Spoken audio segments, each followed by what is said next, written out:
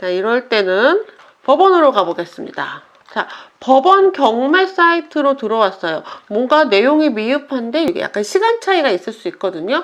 이렇게 시간차로 그 내용을 정확하게 알 수 없을 때는 법원 경매 홈페이지에서 보면은 가장 정확한 정보를 알 수 있습니다. 매각 결과 검색으로 해서 사건 번호를 검색을 했어요.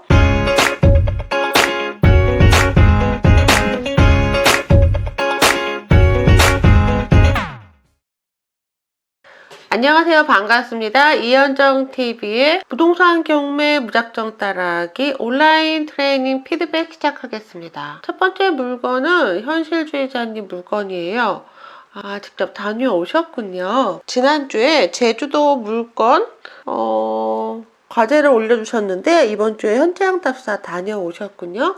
현장 답사 다녀와서 느낀 점은 다음부터는 오래된 빌라는 지양하는 것으로 실거주 시에는 더더욱이요. 현장에 가보니까 예상치 못하게 많이 미흡했나봐요. 역시 아파트가 최고라고 하셨어요. 아파트 살던 사람들이 빌라로 이사 가는 게 쉽지 않아요. 그 아파트의 그 반질반질함이 빌라는 좀 많이 부족하죠. 그래서 빌라는 현장 답사를 꼼꼼하게 체크를 하셔야 하고 올 수리를 해야 된다는 거 염두에 두시는 게 좋아요. 특히 실거주일 경우에 더욱 그렇죠. 하자 체크를 꼼꼼하게 한다고 해도 확률이 높기 때문에 구축 빌라는 제외해야겠습니다. 그러셨군요. 관리사무소와 인근 부동산 방문은 필수라고 생각합니다. 그럼요, 맞아요. 탐정 놀이 느낌이 들었는데 안을 볼 수 없기에 최대한 정보를 확보할 수 있는 방법입니다. 그렇죠? 네, 입찰 가격이 가장 고민됩니다. 처음이고 거래가 많은 지역도 아니고 인테리어 비용, 세금 관련 부분이 아주 미숙하기에 더 공부해야 할 부분입니다. 현장 답사 일지를 올려주셨어요. 제주도에 있는 빌라고요. 입찰 날짜가 12월 21일이었어요. 목적이 실거주기 때문에 더 여러 가지 꼼꼼하게 보이실 거예요. 그래서 내 집 마련을 목적으로 하시는 분들은 내 시선으로 물건을 판단을 하게 되시잖아요. 문제는 내 마음에 드는 물건은 항상 내가 가진 자금을 살짝 벗어나게 되죠. 그래서 내 눈에 썩 차지 않는 물건이라도 얘를 리모델링으로 그만큼 가치를 끌어올릴 수 있는 물건들을 선택하시는 것도 방법이에요. 자, 이 집에는 다른 점유자는 없고요. 미납 관리비가 약 20만 원 정도 있었어요. 한 달 관리비가 약 5만 원인데 미납 관리비가 20만 원이라면 이 집에 사람이 안 사나요? 이 집에 사람이 없을 수도 있을 것 같아요. 최근에 문의하러 3명 정도가 왔다 갔다고 합니다. 그러니까 경쟁자 파악 잘 하셨어요. 지역 호재 악재라고 할 것도 없이 부동산 홍보용밖에 없어요. 제주도 특성상 세컨하우스 및 중국 자본이 많이 사라져서 인기가 별로 없습니다. 실거래가는 2억 6천에서 3억, 현재 금매가나 나와 있군요. 2억 7,500이요. 그럼 얘보다 저렴하게 낙찰 받아야 되겠군요. 입찰가를 최대 80%, 최소 70%인 중간 2억 2,100만 원으로 예상하셨어요. 한번 물건 보러 갈게요. 자, 2020 타경 287. 이 물건은 지난주에 읽어드렸으니까 더 이상 물건을 읽진 않을게요. 감정가 2억 9,500만 원이었고요. 5명이 들어와서 2억 3천에 낙찰이 됐는데 다시 예정 물건으로 떴네요. 뭔가 그 낙찰에 문제가 있었는데 그 문제가 어떤 것인지는 아직 나오지 않았어요. 이제 막 예정 물건으로 뜬 것 같은데요. 낙찰 가격은 어떻죠? 2억 3천이에요.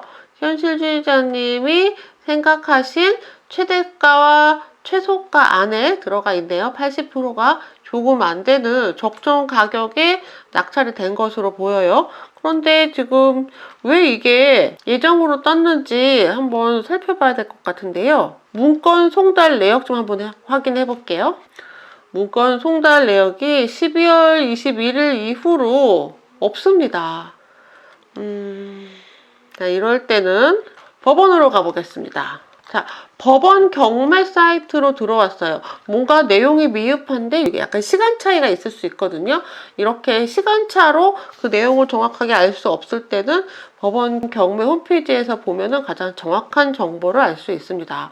매각 결과 검색으로 해서 사건 번호를 검색을 했어요. 그랬더니 매각이 21일에 매각이 된 거는 맞는데요. 기일 내역도 확인해 볼게요. 21일에 매각이 되었고요. 매각 결정 기일은 28일인데요. 그런데 지금 오늘 22일이에요. 매각되자마자 바로 다음날 다시 재매각 기일이 잡혔습니다. 더 유찰해서 계속 경매가 진행을 하게 되겠네요. 재경매예요. 재경매가 뜨는 게 사실이고요. 문건 송달 내역은 역시 아직 아무 내용이 올라와 있지 않아요. 미납인지 뭔가 불허각감인지. 근데 미납으로고 하기에는 너무 날짜가 금방 이런 일이 생겼죠. 다시 경매가 1회 더 유찰을 해서 1억 4,450만 원으로 계속 진행을 하게 됩니다. 그 날짜는 1월 25일 날짜고요. 보통 재매각일 때는 입찰 보증금이 올라갑니다. 왜냐하면 이렇게 자꾸 이제 낙찰이 무효가 되거나 이런 일이 자꾸 빈번하게 생기면 경매가 원활하게 진행이 되지 않잖아요. 현재는 보증금이 10%로 써 있는데요. 법원에서 어떻게 고지가 되는지 한번 지켜보도록 해요.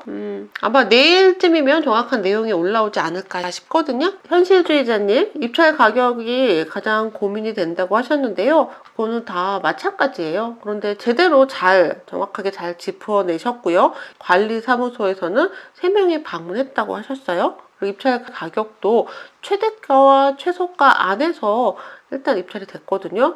그러니까 결국 현장 답사 일지는 아주 잘 적으신 거죠. 추운 날씨에 현장 답사 다녀오시느라 고생하셨습니다. 수고하셨어요. 이번 물건은 우찌님 물건입니다.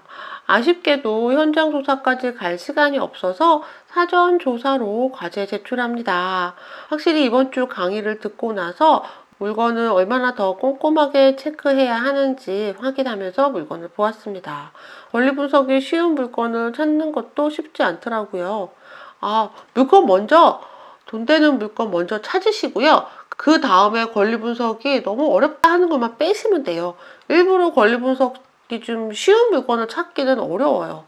일단은 돈이 될 만한 내 목적에 맞는 물건을 찾고, 그리고 난 후에 권리상 어려운 물건은 뺀다. 이 순서를 하세요. 늘 인천과 서울만 확인했는데 지방 물건도 찾아보고 싶어서 수원, 평택, 천안 등 물건들을 찾아보면서 내가 지금 당장 경매를 한다면 이걸 해보지 않을까 하는 마음으로 선택해 보았습니다. 평택의 아파트인데 한 번 낙찰된 물건인데 다시 재경매가 떴군요. 이거 조금 전에 말씀드렸죠. 그래서 보증금이 20%로 올라가 있어요. 그래서 재경매일 때는 다시 시작하는 물건들은 보증금이 20%로 올라갑니다. 왜요? 경매 방해하지 말라고. 보증금을 걸고 낙찰을 받고 나서 잔금 납부 안 하면 보증금을 법원에 몰수당하죠. 그런데 두 번째 물건은 보증금이 20%잖아요. 그럼 20%를 몰수당하는 거예요. 자꾸 경매가 재경매가 뜨면 경매가 지연이 되고 채권자들한테 배당을 못하게 되니까 경매를 지연하지 않게 하려고.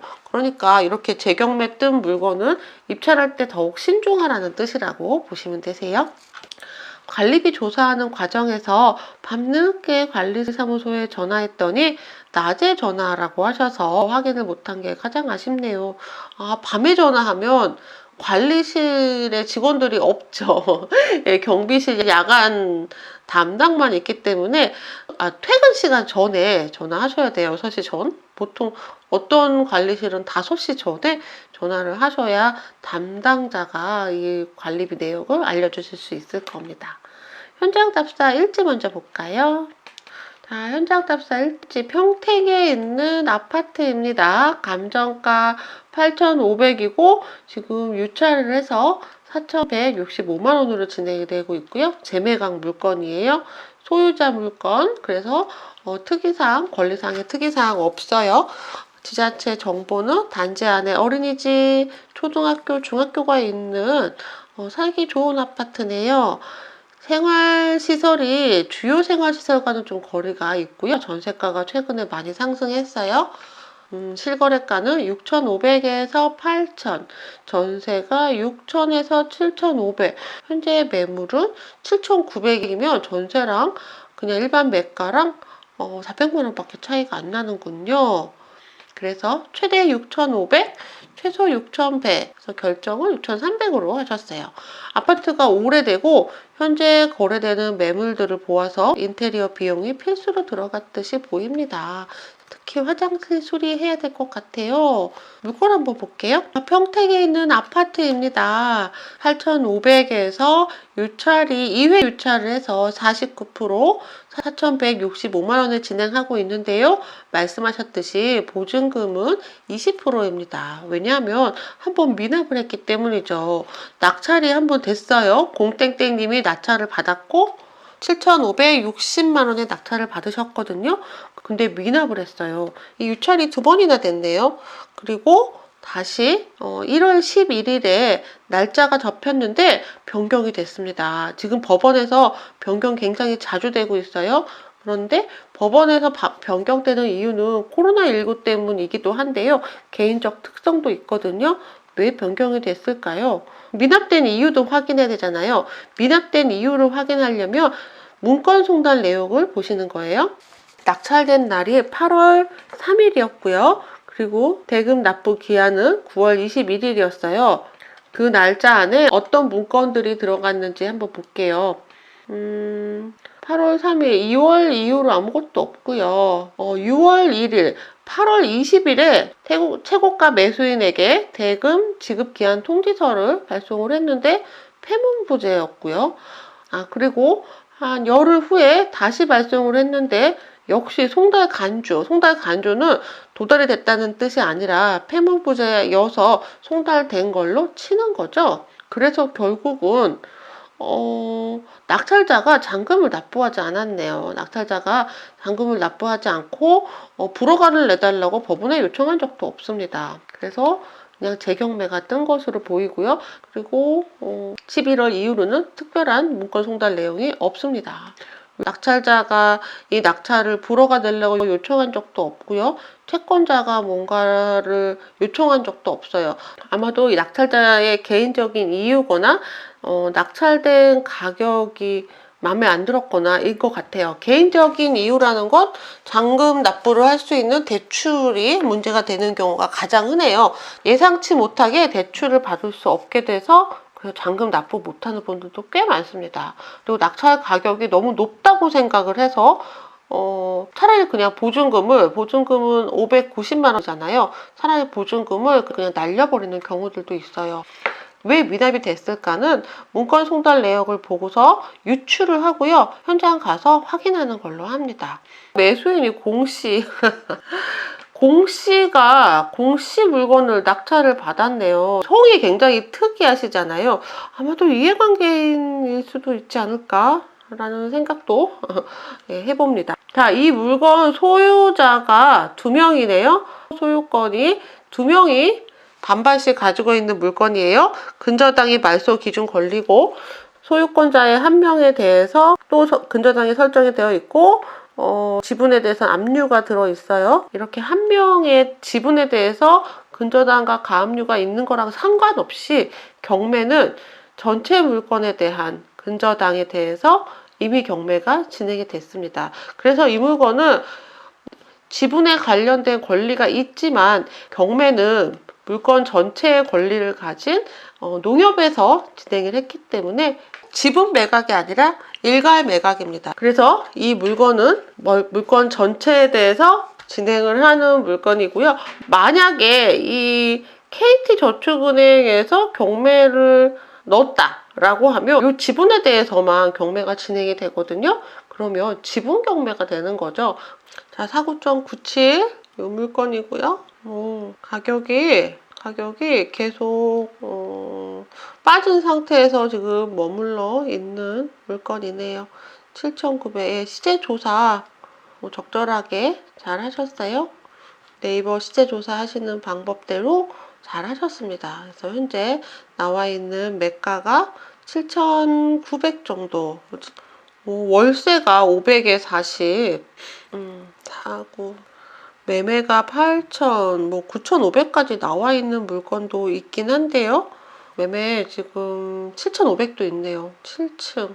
물건이 나와 있는 물건들도 많고 7,500이 적정 매가로 보이고요. 워낙에 좀 많이 외져 있는 아파트라 보유하기에 좀 많이 부담스러운 그런 위치에 가지고 있어요. 자, 우찌님 현장 조사 갈 시간 없어서 사전 조사로 제출하셨는데요. 사전 조사 내용으로 그렇게 막 매력적으로 보이지 않는 물건인 건 사실이에요. 주변에서 더 발전을 할 여지가 그렇게 많이 있지 않다는 것. 시세 차익을 내기는 조금 무슨 바람이 불어야지. 요새 바람이 여기저기 많이 불더라고요. 근데 어떤 바람이 불지 않으면 시세 차익을 내기가 쉽지 않은 그런 물건이에요. 그래서 자, 일단 물건을 이렇게 여러 가지 물건들을 찾아보시는 거는 괜찮아요. 이 물건 저 물건 계속 데이터를 만들다 보면 나는 이런 물건을 해야겠다라는 생각이 더 드실 거예요. 가장 핫한 동네 바로 옆 동네가 좀 좋거든요.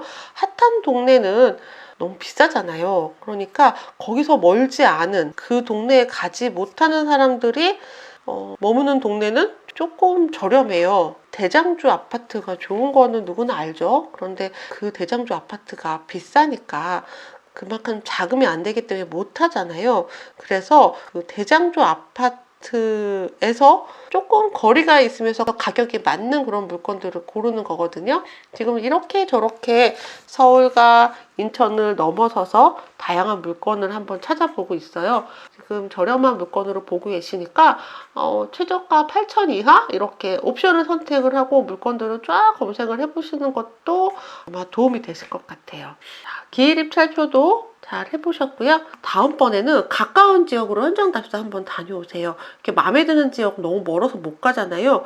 집에서 가까운 곳에 있는 물건을 일부러 현장 답사 한번 다녀오시는 거죠. 한번 시간 내서 관리사무소도 방문해 보시고요. 부동산도 방문해 보시고요. 이번 주 영상은 대출과 명도에 대해서 나갔어요. 조금 어렵다 싶은 내용들이 좀 있을 거예요. 그리고 이게 개개인들이 다 다르거든요. 대출 가능 금액이 얼마인지 너무 궁금하다라고 하면 어떻게 해요? 입찰 전에 법원 입찰하는데 한번 가보시고요. 법원 앞에 있는 대출 상담사 분들한테 명함을 받아서 그분들한테 한번 물어보세요. 2019 타격 48210에 입찰을 하려고 하는데요.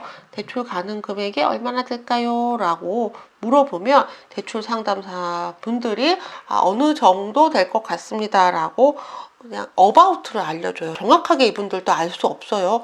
은행에 다 넣어봐야 나오는데 낙찰 받기 전엔 다 넣어볼 수 없잖아요. 그러니까 기본적인 내용들 아마 보통 이 정도 나옵니다 라고 알려주니까요. 요번 주 잔금 납부 대출 강의 들으시고 내 대출 금액이 너무 궁금하다라고 하면 이 관할 법원에 가셔서 관할 법원 어디예요? 평택지원이요. 평택지원 멀잖아요. 인천에 있는 물건으로 한번 테스트 해보시면 돼요. 한번 물어보시는 거는 특별히 비용이 발생하지 않습니다. 2020년이 이제 열흘밖에 안 남았어요. 올 한 해는 정말 어떻게 지나갔는지 모를 정도로 뭔가 막 정신없이 소용돌이처럼 지나갔습니다. 지금 거리두기 3단계로 다들 어려운 시기를 보내고 있지만 그래도 2021년을 계획하면서 뜻깊은 연말이 되시기를 바랍니다. 저는 다음 주에도 뵙겠습니다. 안녕!